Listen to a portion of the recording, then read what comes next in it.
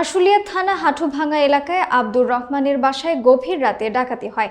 ডাকাত দল মুখোশ পরে রাত ১টার দিকে সদর গেট টপকিয়ে ভিতরের দরজা ভেঙে সবাইকে অস্ত্রের মুখে জিম্মি করে নগদ ৫০,০০০ টাকা এবং ৪ ভরি স্বর্ণ নিয়ে পালিয়ে যায়।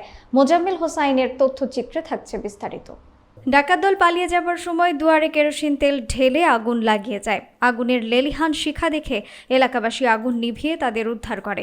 ভুক্তভোগী পরিবার নিরাপত্তাহীনতায় ভুগছে এবং আশুলিয়া থানায় মামলার প্রস্তুতি চলছে। দরজাটা ভেঙে আমাদের সবাইকে জিম্বি করে, আমার ভাই এবং বাবি যারা আসাল তার মেয়ে তাদেরকে জিম্বি করে ঘরে ঢুকে ৫০,০০০ টাকার নগদ এবং ৪ ভরি স্বর্ণ ডাকাত দল নিয়ে যায়। যাওয়ার সময় দরজার সামনে আগুন ধরে দেওয়া যায়। আগুনের চিৎকারে আমাদের আর্তনাতে এলাকাবাসী এসে আগুন নিয়ন্ত্রণ করে।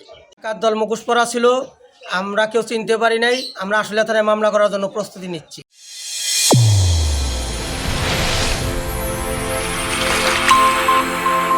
চ্যানেল A1 হৃদয়ের স্পন্দন।